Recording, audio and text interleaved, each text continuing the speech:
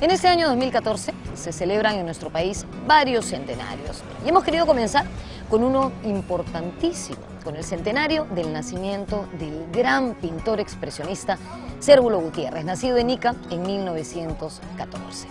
La suya fue una vida de bohemia, de bares, de peñas, de boxeo, de grandes amores y por supuesto de muchísimo arte.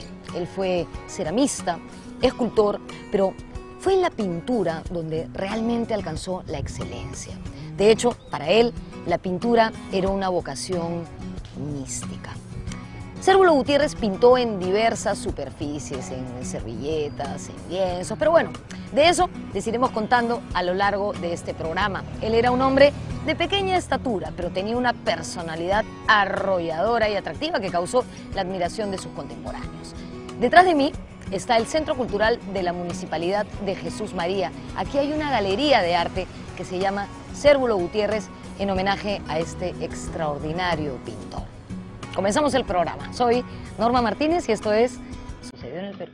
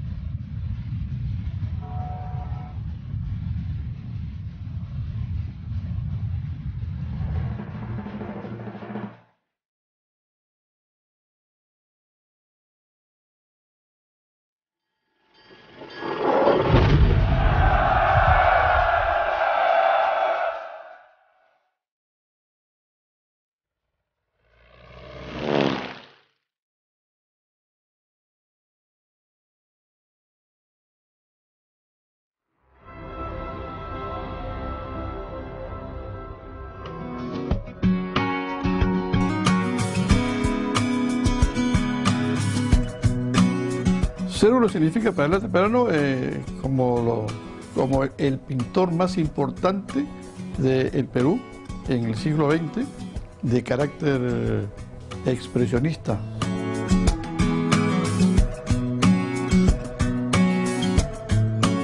Su pintura es una pintura expresionista de carácter muy personal.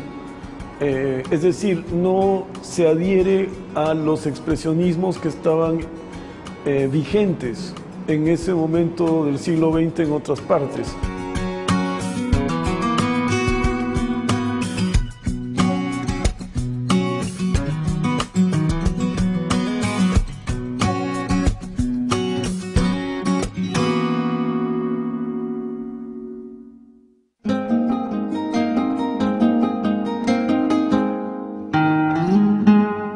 Cérvulo Gutiérrez nació en la cálida ciudad de Ica el 20 de febrero de 1914. Ese mismo año se inició en Europa la Primera Guerra Mundial.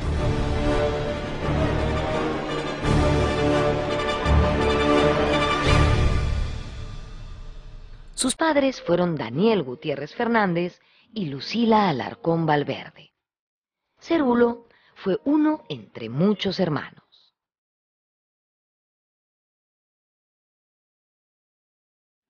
El padre de Cérvulo, sus raíces eran de Huancavelica.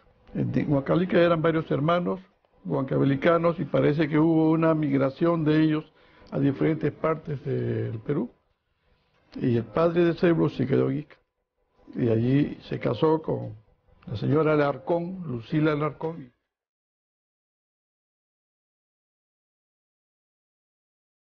Desde pequeño, Cérvulo Gutiérrez contempló feliz el paisaje iqueño, formado por dunas, palmeras, lagunas y desierto. Décadas más tarde, cuando se convirtió en un gran pintor, su querida tierra natal sería gran fuente de inspiración.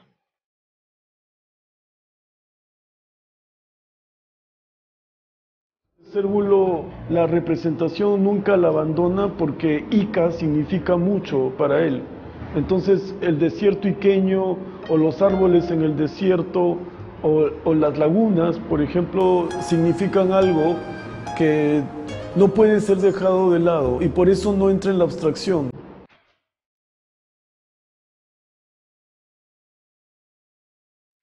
El pequeño Cérvulo fue un chico travieso.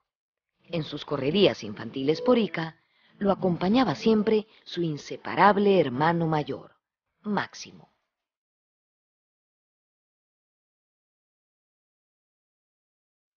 Máximo y Cérvulo eran hermanos como si hubieran nacido mellizos. Se llevaban solamente un año y paraban todo el tiempo juntos. En Ica eran los niños juntos, se portaban mal juntos siempre.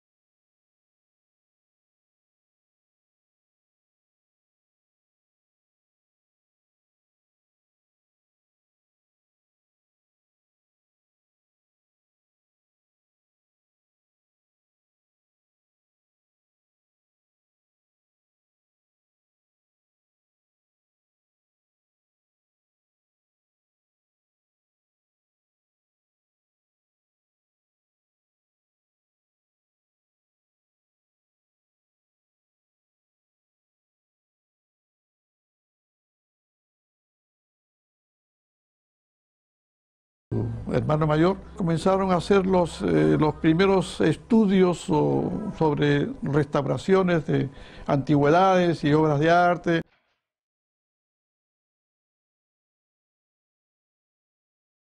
Cérvulo fue un hábil aprendiz en la restauración de cerámica prehispánica y pintura colonial. Por aquellos años, Julio Cetello realizaba importantes descubrimientos arqueológicos en Ancash e Ica y solicitaba el trabajo de restauradores.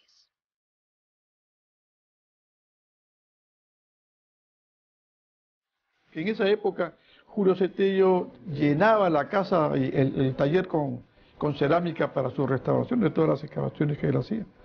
De manera que esa fue una de las formas por las que Cérvulo y su padre y Alberto y Máximo aprendieron cómo se hace o cómo se hacían o cómo hacían los antiguos peruanos su propia cerámica.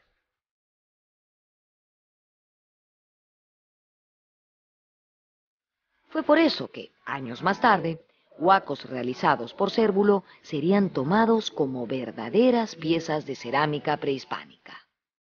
Esto ocurrió en Estados Unidos y Argentina. Cérvulo aclaró ser el autor de esos cerámicos.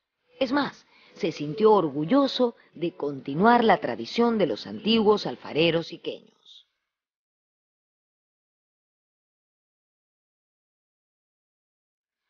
Y también falsificaba cerámicos prehispánicos, así que definitivamente su manejo de la forma volumétrica es, yo diría, notable.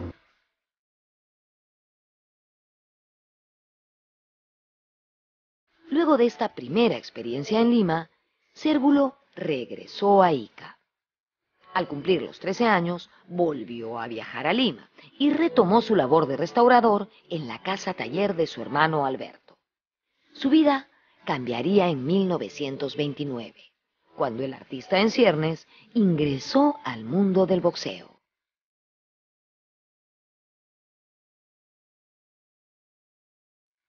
Cuando ya tuvieron 16 años, 17 años, los chicos deportistas comenzaron a interesarse por el box. Y fue cuando Máximo comenzó a hacer box primero. Y en las correrías del box, en los ensayos, en los entrenamientos y en las peleas, asistía Cérvulo y también asistía Víctor, pero Víctor era muy pequeñito, de manera que decidió finalmente ingresar al box, al concurso amateur, en los campeonatos nacionales del box. Y así fue como se convirtieron los dos en campeones, de cada uno en sus categorías.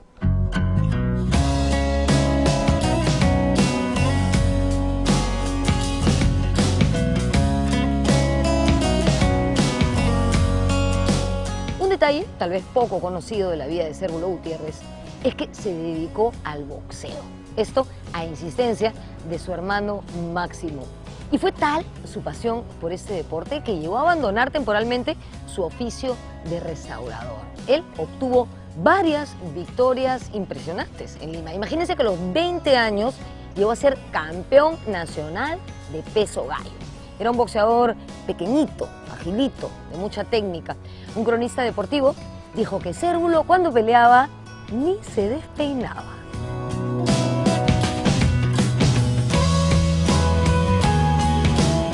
Un periodista de la época, cuando hacían los comentarios sobre las peleas de box, agarraba y siempre decía: el único boxeador como Cérvulo Gutiérrez entra al ring peinado y termina su pelea peinado. Sí. Y después los mismos boxeadores decían: lo que pasa es que a Cérvulo no se le puede tocar.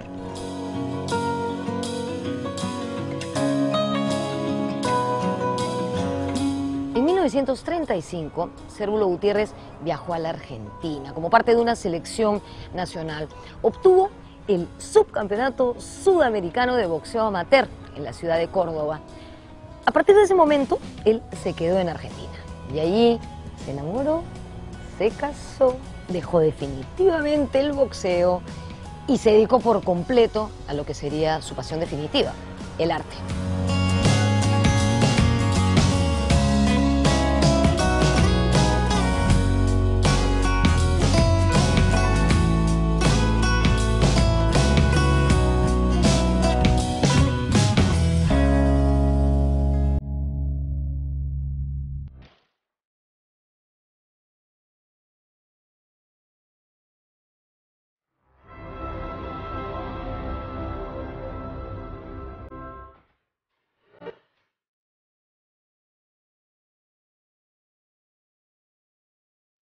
En Buenos Aires, Cérvulo se casó con la argentina Zulema Palomieri, cuñada de su amigo el restaurador Pedro Velasco. De esa unión nacería Lucila, su única hija, a quien llamó así en recuerdo de su madre.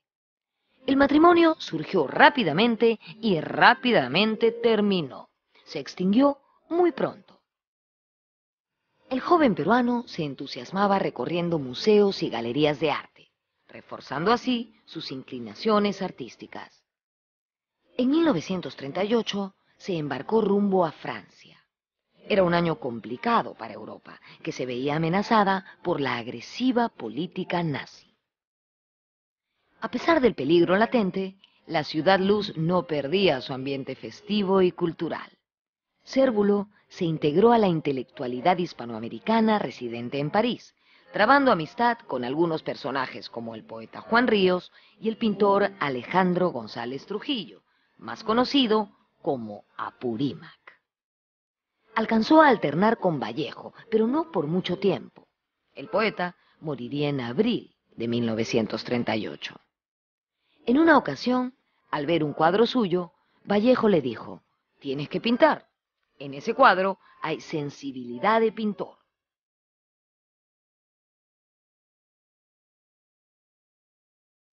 En Francia estaban haciendo demasiadas cosas muy distintas y creo que nada de lo que él ve allí cala en él como creador.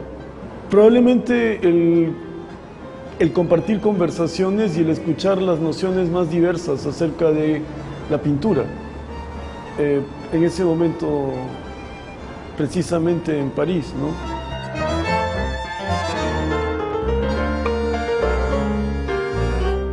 En 1939, Cérvulo optó por volver a América. La Segunda Guerra Mundial estaba a punto de estallar y comenzaban las movilizaciones de tropas en Francia. Arribó a Buenos Aires, donde entabló una relación sentimental con la argentina de origen francés, Claudine Fitte.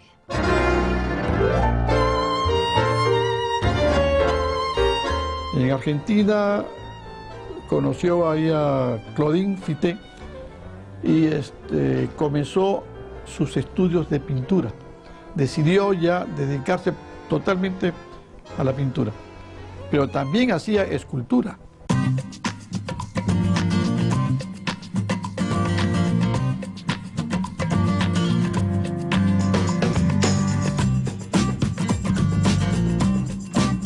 Entre 1942 y 1945 se produce en Cérvulo lo que el crítico de arte Juan Hacha ha denominado su etapa monumentalista. En ella, el pintor iqueño buscó alcanzar ideales académicos y, entre otras cosas, acentuó el volumen y la línea. De este periodo son varios retratos de su pareja Claudine Fitte, como este retrato, miren, hermoso, que vemos en la pinacoteca del Banco Central de Reserva, que seguramente, como muchos de ustedes saben, queda en la esquina de Ucayali y Lampa, en el centro de Lima. Esta obra pertenece a la etapa formativa del autor.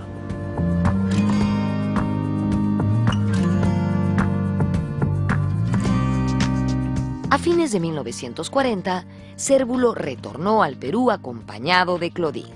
Se instalaron en la casa taller de su hermano Alberto, en el Rímac. Al poco tiempo, Cérvulo abrió su propio taller en la tercera cuadra del Jirón Callao. En 1941, Cérvulo modela la famosa cabeza de Claudine.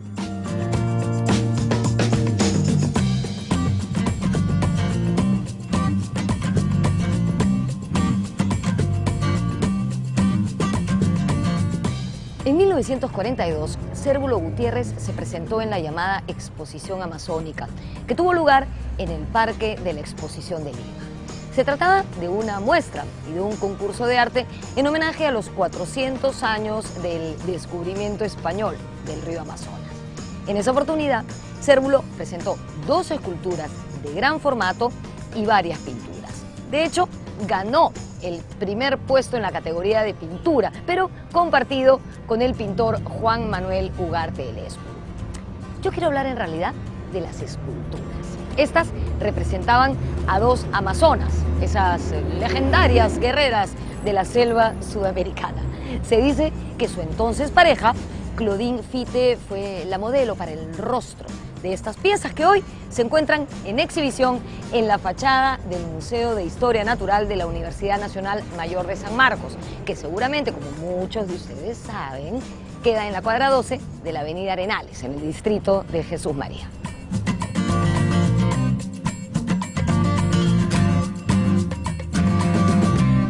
Realmente era notable la observación del movimiento del cuerpo y el conocimiento de los músculos.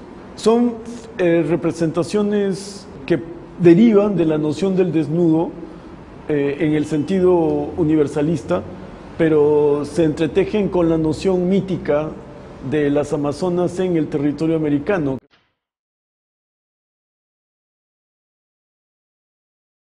En la misma época en que presentó las Amazonas, Cérvulo pintó cuadros de desnudos femeninos. En estas obras, la investigadora Élida Román ve la influencia de maestros de la pintura universal.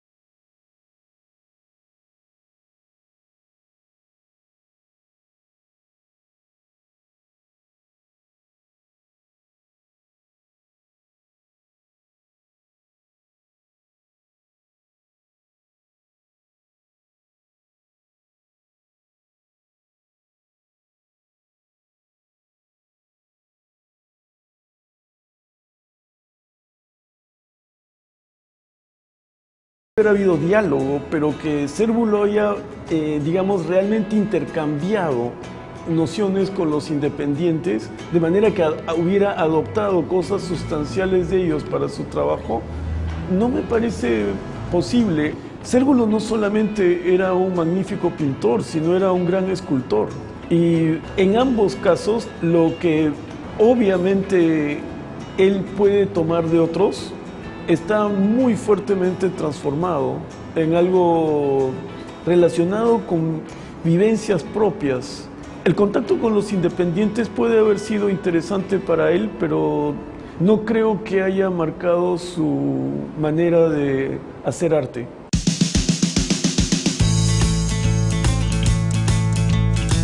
En 1943, acompañado por Clodín, Cérvulo viajó por Arequipa, Puno y Cusco. Pintó al aire libre, acuarelas y pequeños óleos. Ese viaje por la cordillera motivaría una de sus obras más famosas, Los Andes.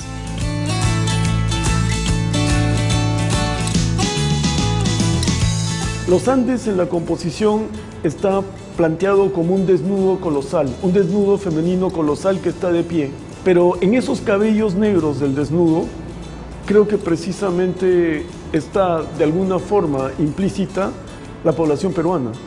Es decir, no se trata de un desnudo simple y llanamente alegórico, sin indicios de una inserción en lo local.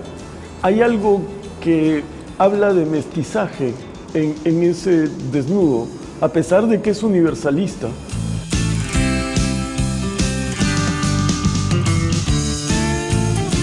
Se trata de una mujer desnuda de aspecto geológico.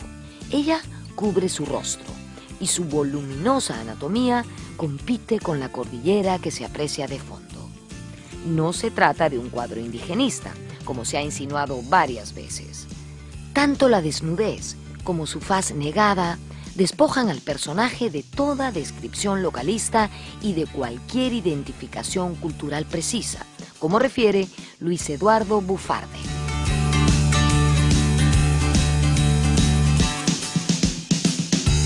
O sea, representar los Andes por un desnudo, de alguna manera, y desnudo femenino, de alguna manera implica también en el fondo, si quieres tú, estar recogiendo desde las entrañas la noción de la Pachamama, de alguna manera, si quieres.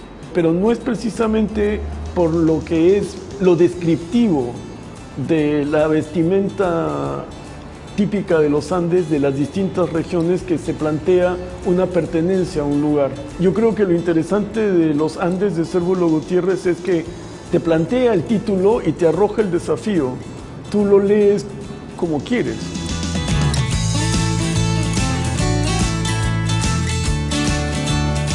El mismo año en que pintó Los Andes, 1943, Cérvulo realizó su primera exposición individual en la Asociación de Artistas Aficionados.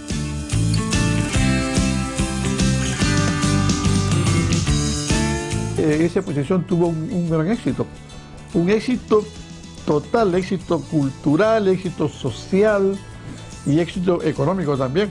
Entonces ahí empezó Cérvulo inmediatamente a continuar su ascendencia, su ascensión hacia las grandes amistades, los grandes interesados por su pintura.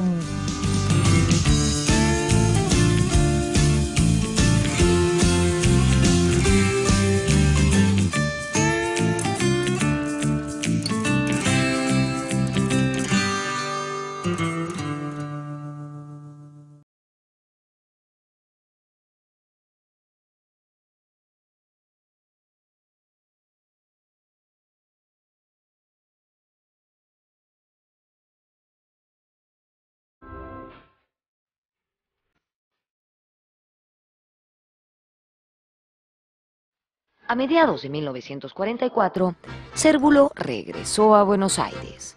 En la capital argentina, asistió como alumno libre a los talleres del maestro Emilio Pettoruti.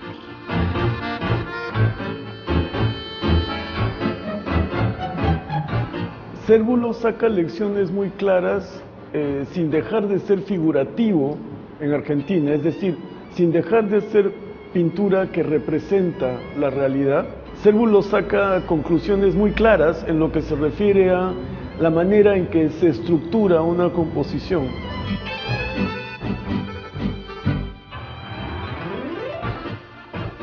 De esta época en Argentina provienen sus conocidos cuadros de Techos y Riachuelo de Buenos Aires y Techos de Lima.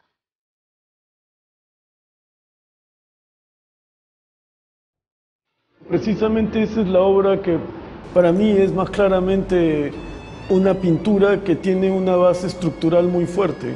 Hay una geometría en los techos que está claramente calculada y los colores son limpios, pero están engamados, es decir, en ningún momento son, digamos, colores que fuerzan su intensidad al punto de la estridencia. Es una composición muy pensada, la de los techos. No es espontánea, eso es lo que quiero decir. Cuando digo que Cérvulo en Argentina empieza a pensar la pintura de una manera distinta, a lo que me refiero es que entiende cabalmente qué cosa es una composición y cuánto de pensamiento tiene que entrar en ella.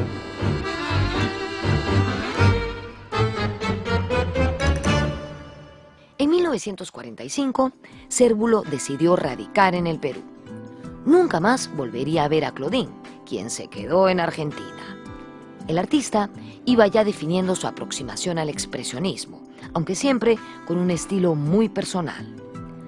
El expresionismo era un movimiento estético europeo, caracterizado por mostrar emociones subjetivas del artista, en contraste con la plasmación de la realidad objetiva. Los elementos de la realidad son deformados por el artista de acuerdo a su estado de ánimo que tiene que ver con la exaltación, la angustia y hasta el dolor.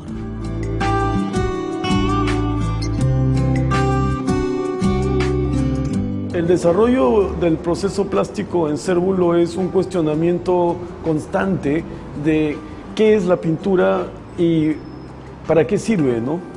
Entonces, uno puede suponer que en el caso de Cérvulo es una búsqueda constante de una expresión de valores o ideales que él considera universales.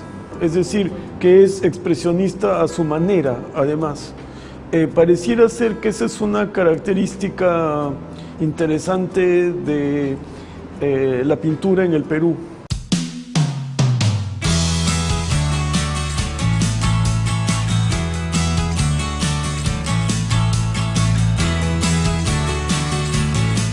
Alrededor de 1945, su paleta se suelta, se vuelve más libre, ya no está anclada en lo formal.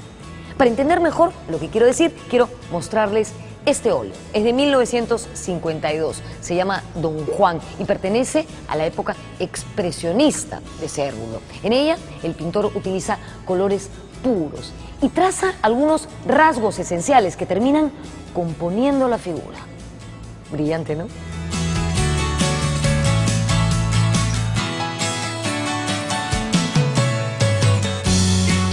En su expresionismo llega a un punto en el que podría haber pasado a la abstracción, que es el momento de los paisajes de los años 50.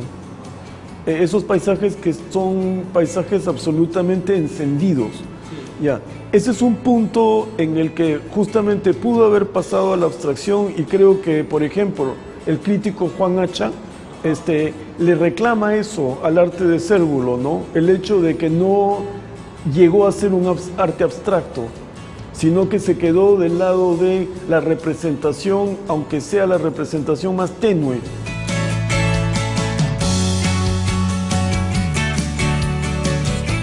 En 1948, el destacado periodista Alfonso Tealdo publicó en la revista Gala un reportaje sobre Cérvulo.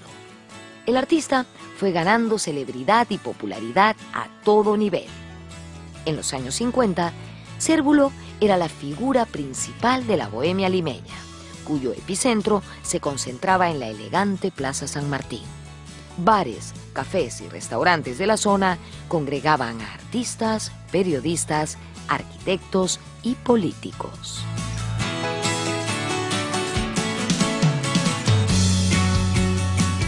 Cérbolo fue bohemio, verdaderamente sentido de la palabra, ¿no? Porque le gustaba visitar los locales fijos. Por ejemplo, fuimos al Hotel Mauri para tomar unos pisco sour en el Hotel Bolívar, en el balcón en la noche, sentado, y después en el Negro Negro, abajo en el sótano Negro, y después todavía en el show del Embassy, donde estaban en este tiempo famosas, en esta época, famosas bailarinas y artistas.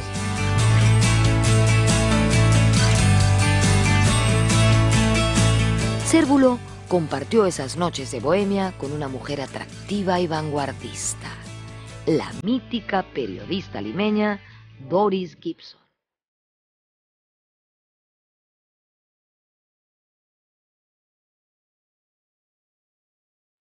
Con ella había iniciado una intensa relación amorosa alrededor del año 1946.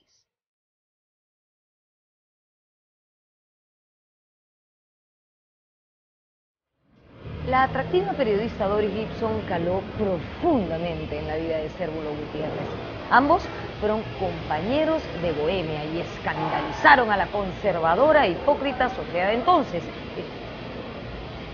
¿De entonces? Yo creo que nuestra sociedad sigue siendo un poquito conservadora y un poquito hipócrita. ¿No creen? Tal vez esto se deba a que me estoy desviando del tema. Cérvulo y Doris pasearon su amor por distintos bares de Lima, como el Bar Cela o el Bar Negro Negro, que quedaban muy cerca a la Plaza San Martín, más o menos por donde estoy yo ahora. Tal como en el caso de Claudine Fitte, Doris Gibson fue la musa inspiradora de Cérvulo. Él la pintó en muchísimas ocasiones.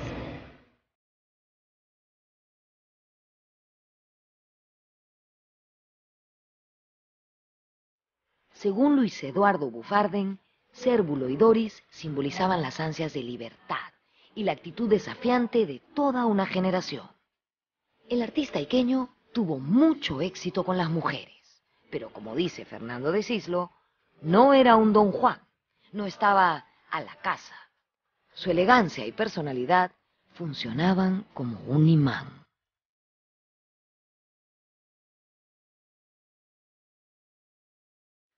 Tenía mucho éxito, estaban atrás de él, es increíble, ¿no? También su simpatía y todo. Y tenía una amiga infalible desde el principio, fue la Doris Gibson, ¿no? Y otras amigas, pero con todo respeto y todo, y se portaba muy bien con ellos todos, y mucho respeto. Se cuidaba su presencia cuando estaba seco. Cuando había tomado no le importaba. Y esto pasó muchas veces.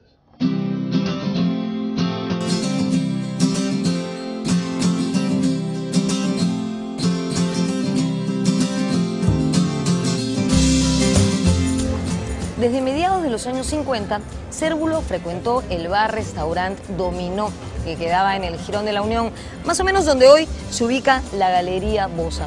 Este local era propiedad del ciudadano alemán Ernesto Leistenschneider, que era amigo de Cérvulo. Allí, Cérvulo tenía crédito, podía comer, podía beber, pero siempre pagaba. ¿Cómo pagaba? Con sus cuadros, que él y el gringo, como le decían a Leistenschneider, vendían a conocidos, a amigos del local que tenían billete y estaban interesados en el arte.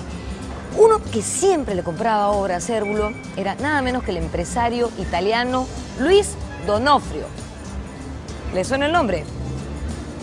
Obvio, pues, el de los helados. Él fue un gran mecenas de Cérvulo Gutiérrez.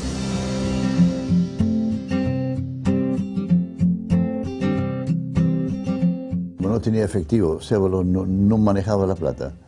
El valor de plata no tenía valor para él. Entonces, cuando los vales y los gastos en el local subían mucho, una noche avisé a él, Cérvulo, tenemos muchos gastos, ya hay que pintar algo, hay que vender algo.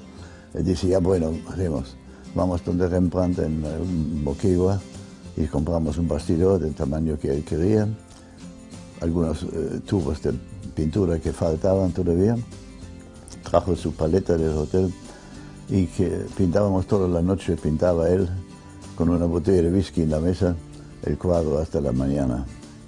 En la mañana del cuadro listo, vamos a un buen desayuno y fuimos a visitar 4 gente que lo apoyaban siempre que compraban sus cuadros y amigos de él como Lucio D'Onofrio.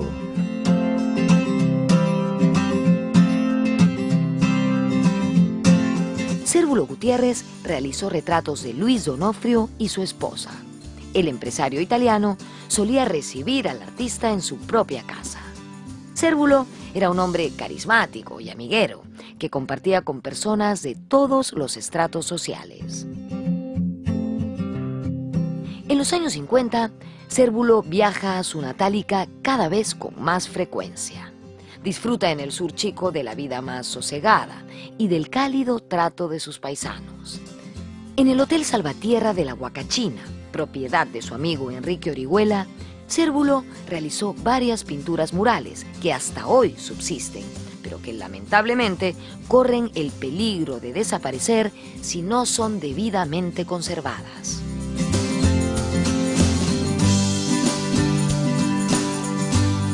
Ya Cérvulo comenzó a retornar a Ica con la intención de quedarse, como que se quedó un montón de años, iba de Ica a Lima, viajaba cada vez que se le ocurría. De repente Cérvulo eran las 12 de la noche. Algunos choferes de la Plaza San Martín eran sus amigos, lo conocían. Entonces Cérvulo agarraba y le decía, a ver, llévame a Ica en este momento. Pero don Cérvulito, son las 12 de la noche, no importa. Taxi expreso hasta Ica. Y así iba a la hora que se le ocurría.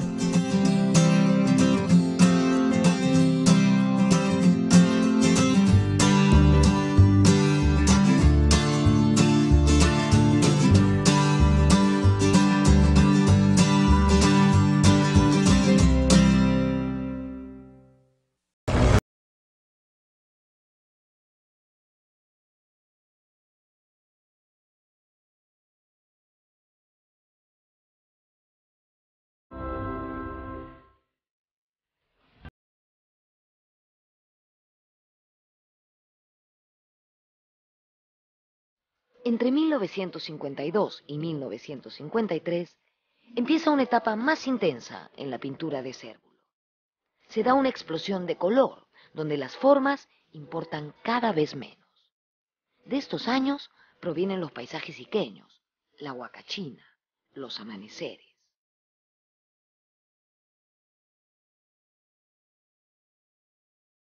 La pintura que hizo Cérvulo en Ica es a partir del año 51-52, y que fue los grandes paisajes iqueños.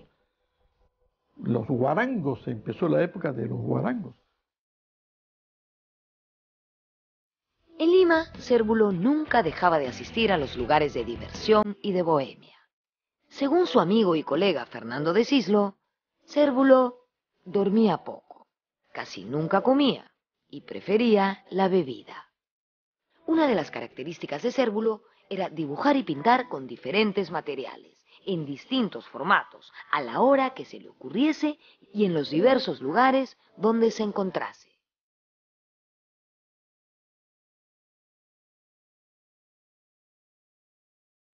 Él era de los artistas que cuando quería hacer algo, en pintura o en dibujo, donde estuviera, en la calle, en un café, en un restaurante, en la casa de unos amigos, se ponía a pintar, ya sea en un papel, en un pañuelo, ¿no?, o en un mantel.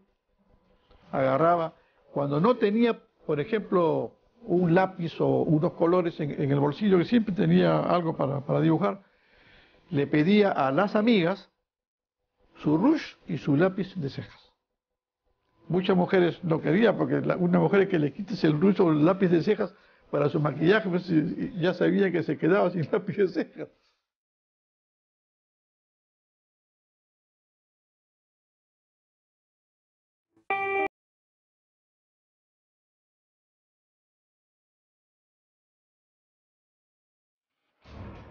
Cérvulo Gutiérrez era un asiduo concurrente de la peña Caramanduca, que quedaba en la cuadra 22 de la avenida Arenales, frente a Rizo, donde yo me encuentro en este momento. Esta peña, el Caramanduca, tuvo sus momentos de auge en la década de 1960. En su local se presentaron cantantes y compositores como Augusto Polo Campos, Lucha Reyes, Chauca Granda, Alicia Maguiña. Su propietaria era Piedad de la Jara, una criolla a quienes sus amigos llamaban cariñosamente Piedad de la Jarana. Las paredes del Caramanduca estaban adornadas con las travesuras del pincel y del lápiz de Cérvulo Gutiérrez, y también con algunas inscripciones de criollos creativos, como gringo que come ají, se queda aquí, o hay 3 Ks con las que el mundo se educa: Kennedy, Khrushchev y Caramanduca. Toma mientras.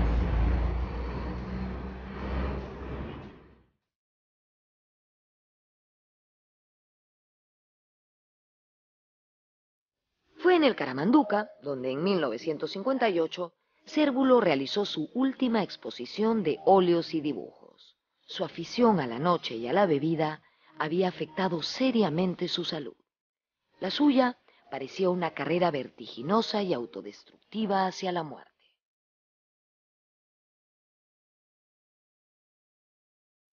Yo lo que veo es que en ese momento, justamente debido a un consumo cada vez creciente del alcohol, se le comienzan a confundir los roles.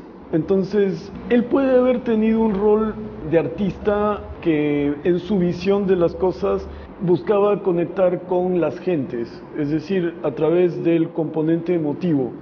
Pero lo que ocurre es que cuando empieza constantemente a hacer acto, aunque sea para círculo de amigos, de pintar un cuadro delante de todos, se está cruzando allí a la idea de artista entregado a la gente una noción cada vez más fija de alguien que probablemente está, por motivos que sean, entrando en una forma de manifestación estridente de su narcisismo. Y creo que eso en muchos aspectos también lo fue debilitando.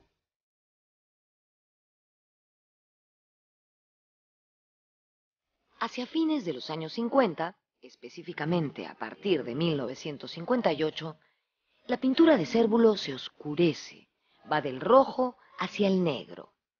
La crítica de arte Elida Román nos dice que esto es reflejo de una vida que se descontrola, que se va agotando. En estos años pintó sus óleos de Santa Rosa y del Cristo de Luren, que a decir de la misma Elida, no se trataría de imágenes místicas, sino de manifestaciones del estado de ánimo del artista.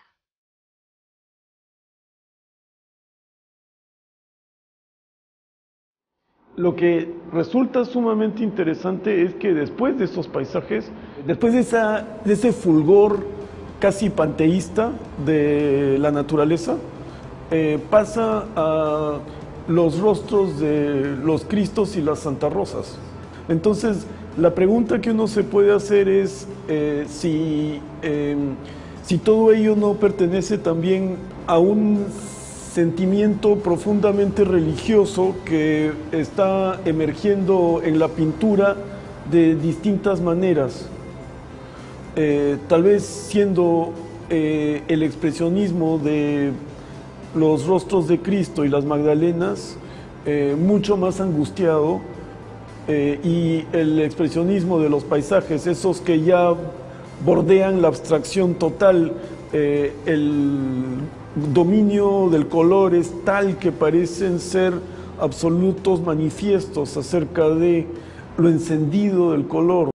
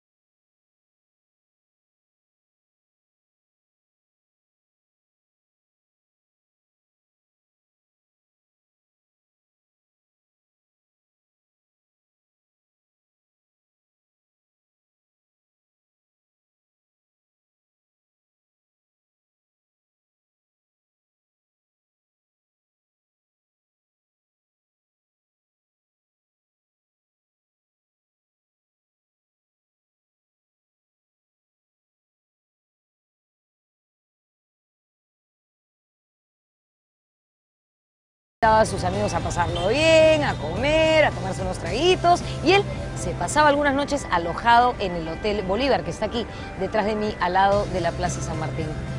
Yo creo que a Cérvulo, en realidad, el dinero como tal no le importaba mucho.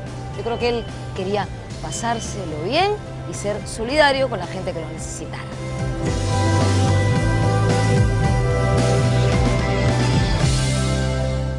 Cuando llegó sus últimos tiempos, unos meses para vivir, se enfermó, estaba en la clínica Miro Quesada, en bajas condiciones allá, en un cuarto bastante oscuro, con una pared al frente nomás, así, a unos metros.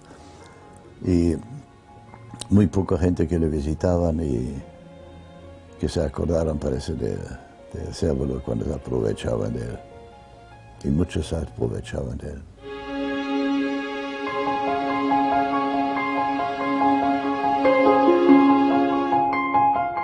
Hay una elección por mostrarse de una manera, digamos, proclive al exhibicionismo casi, que va de la mano con los excesos.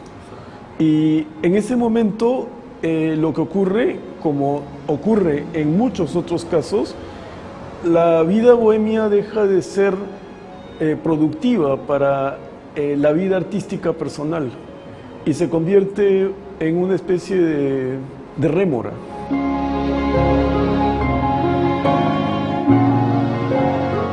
El 19 de julio de 1961, Cérvulo fue internado en la clínica Miro Quesada. Falleció 2 días después, el 21 de julio, debido a un problema hepático. Sus funerales fueron muy concurridos. Fue sepultado en el cementerio El Ángel, acompañado con la paleta del pintor norteño Macedonio de la Torre.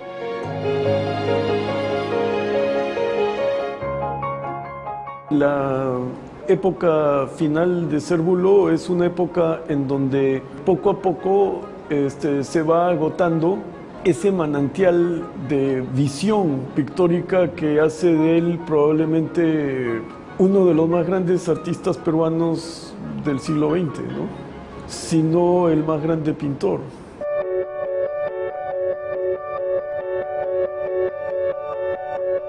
Como homenaje a su memoria, hoy llevan su nombre la Escuela de Arte de Ica y la Galería de Arte de la Municipalidad de Jesús María. Cérvulo vivió intensamente sus 47 años. Fue ceramista singular, escultor, bohemio impenitente, campeón de box, figura popular y descollante del ambiente artístico peruano, pero sobre todo uno de los más grandes artistas que ha dado el Perú en el siglo XX.